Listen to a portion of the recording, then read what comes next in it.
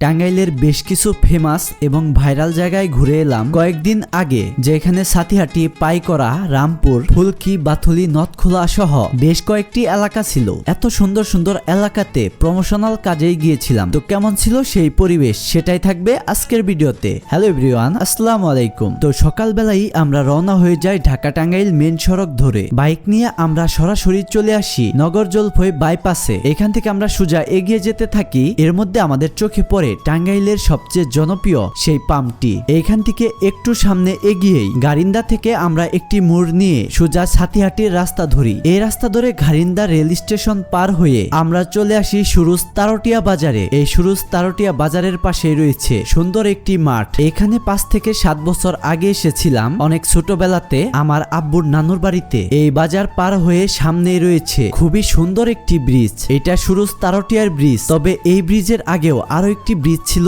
এইখানেই নদীতে। তবে সেই ব্রিজটি একটি দুর্ঘটনায় ভেঙে পড়ে। তারপরে এই সুন্দর ব্রিজটি নির্মাণ হয়। এই বর্ষাকালে নদীতে প্রচুর পানি এসেছে, তাই ব্রিজের চারপাশের পরিবেশ একটু বেশি সুন্দর লাগছে। আমরা ব্রিজ পার হয়ে ডান দিকের তারটিয়ার দিকের রাস্তা ধরি, চলে আসি তারটিয়ার মাদ্রাসার সামনে। আর ডান পাশের এই রাস্তা দিয়ে আমার আব্বুর নানুর বাড়ি যায়। তো আমরা এই এক রাস্তা ধরেই চলে আসি সাথিহাটি বাজারে। বাজার থেকে আমরা সাথিহাটি কলেজ দেখার জন্য কলেজের রাস্তা ধরে ভেতরে প্রবেশ করি। সাথিহাটি বাজারে অবস্থিত এই কলেজটির নাম হলো শহীদ শাহেদ হাজারী ডিগ্রি কলেজ। এটি কালিহাতী উপজেলার পাইকরা ইউনিয়নে অবস্থিত। এই কলেজের বিশাল মাঠে কিন্তু ফুটবল টুর্নামেন্টও চলে। গতবার এই মাঠের ফুটবল টুর্নামেন্টের ফাইনালে আমি এসেছিলাম। তো এই কলেজে ঘোরাঘুরি করে কলেজ থেকে বের হয়ে আমরা সোজা রাস্তা ধরি। আর এইখান থেকে এক রাস্তা ধরে আমরা এগিয়ে যাই গ্রামের রাস্তার দিকে। আর অল্প কিছুক্ষণের মধ্যেই আমরা চলে আসি টাঙ্গাইলের অন্যতম ভাইরাল এবং জনপ্রিয় একটি জায়গাতে।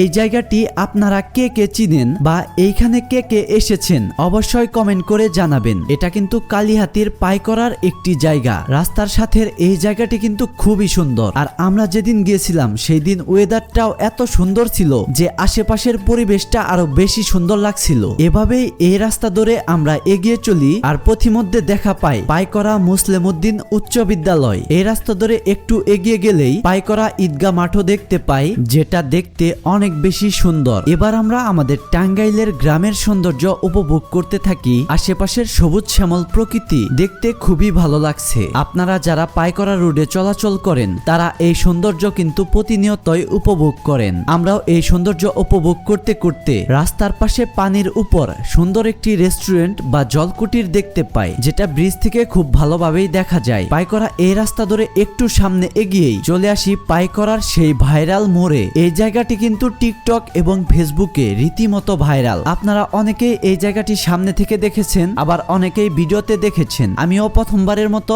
এইখানে আসলাম। এদিকে রাস্তার পাশে এত বড় একটি চক দেখতে পাই, যেটা একদম বাসুলিয়ার চকের মতোই অনেক বড়। কাজীবাড়ি পার হয়ে আমরা চলে আসি রামপুর উচ্চ বিদ্যালয়ের সামনে। আমরা এই বিদ্যালয়ের গেটের রাস্তা দিয়ে ভিতরে প্রবেশ করি। বিদ্যালয়কে পাশ কাটিয়ে কিছু দূর এগিয়ে যাওয়ার পরই আমরা রামপুরের একটি মসজিদের সামনে চলে আসি। খুবই নিরিবিলি পরিবেশে এই মসজিদটা কিন্তু দেখতে খুবই সুন্দর। আর আপনাদের আগেই বলেছিলাম আমি এখানে একটি প্রমোশনাল কাজে গিয়েছিলাম, তাই এখান থেকে আমাদের নৌকা নিয়ে সেখানে যেতে হবে। আমাদের বাইকটি এই গাছতলায় এখানে রেখে দেই। আর এখানে যে বাচ্চাগুলো আছে তারা অনেকেই আমার ভিডিও দেখে, তাদেরকে বলে যাই বাইকটা দেখে রাখতে। এরপর সেখান থেকে আমরা নৌকা নিয়ে আমাদের প্রমোশনাল কাজের জন্য বেরিয়ে যাই। নৌকাতে করে একটু দূর এগিয়ে যাওয়ার পরই এত ভালো পরিবেশে অমায়িক সুন্দর একটি বিল দেখতে পাই, যেটা খুবই নিরিবিলি এবং অনেক বড় চক জুড়ে রয়েছে। এই বিল বা চকটি কিন্তু খুবই বড়। এটা রামপুর এবং ফুলকি দুই এলাকার মাঝখানের সবচেয়ে বড় বিল। ফুলকির রাস্তা এবং রামপুরের রাস্তা থেকে এই বিলটি খুব ভালোভাবেই দেখা যায়। এবার এখনো বাসুলিয়া ঘুরতে যাওয়া হয়নি, তবে এই বিলে ঘুরে আমার সেই আফসোসটা একটু হলেও ঘুচে গেছে। আর এইখানে আমরা একটি ইন্টারেস্টিং বিষয় লক্ষ্য করি। একদম বিলের সাইডে একটি সাদা কালারের বিল্ডিং রয়েছে, যেটার ছাদে থেকে বাচ্চারা গোসল করার জন্য লাফিয়ে যাচ্ছে। বিলের সাথে খুবই সুন্দর সময় উপভোগ করতেছে এই বাড়ির ছেলেরা। এরপর সেখানে গিয়ে আমাদের স্পন্সরের কাজ শেষ করে আমরা পাইকরার সেই ভাইরাল রাস্তা ধরে আবার বাড়ি ফেরার জন্য রওনা হয়ে যাই। তবে এবার আমরা যাব ভিন্ন পথে। আমরা পাইকরা থেকে কিছু দূর এগিয়ে আসার পর কিছু মানুষের কাছে জিজ্ঞাসা করে জানতে পারি ফুলকি যাবে অন্য একটি রাস্তা দিয়ে। আমরা তাদের কথা শুনেই তিরঞ্জ গ্রামের ভিতর দিয়ে ফুলকি যাওয়ার জন্য রওনা হয়ে যাই। এই তিরঞ্জ গ্রামটির পরিবেশটাও আমার কাছে খুবই ভালো লেগেছে।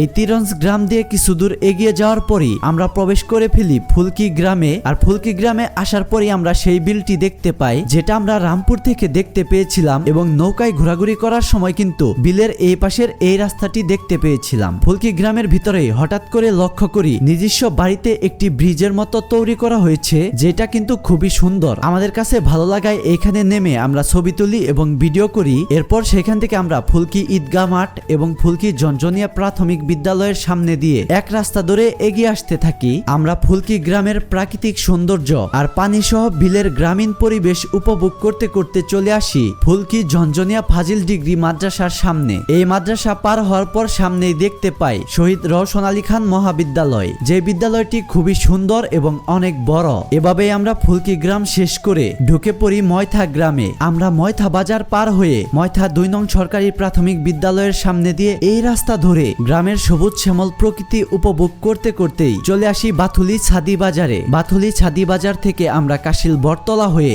একদম টাঙ্গাইলের দিকে রাস্তা ধরি। আর অল্প কিছুক্ষণের মধ্যে আমরা চলে আসি টাঙ্গাইলের ভাইরাল এই নথখোলা ব্রিজে। নথখোলা ব্রিজটি কিন্তু খুবই জনপ্রিয়, বিশেষ করে বাসাইল এবং সখীপুরের মানুষ এই ব্রিজটি খুব ভালো করেই চিনে। আমরা এখান থেকে ব্রিজের নিচে গিয়ে আমরা দেখি নদীতে পানির অবস্থা কি রকম, উত্তাল অবস্থায় রয়েছে নাকি পানি শান্ত অবস্থায় রয়েছে। নদীর পারে বেশ কিছুক্ষণ সময় কাটানোর পর আমরা কাশিলের ভিতর দিয়ে থুপিয়া গ্রাম পার হয়ে আমরা চলে আসি আরোহার দিকে। আসলে এই দিন আমরা আরোহা সহ যেসব গ্রাম দিয়ে ঘুরেছি সবগুলো গ্রামই বর্ষা আসলে অন্যরকম সুন্দর হয়ে ওঠে। বর্ষাকালের এই গ্রামের বিলগুলো এবং আশেপাশের প্রাকৃতিক সৌন্দর্য সবাইকে মুগ্ধ করে রাখে। তো এই ছিল আমাদের আজকের ভিডিওটি যদি ভালো লেগে থাকে অবশ্যই লাইক, কমেন্ট এবং বেশি বেশি শেয়ার করবেন। ধন্যবাদ।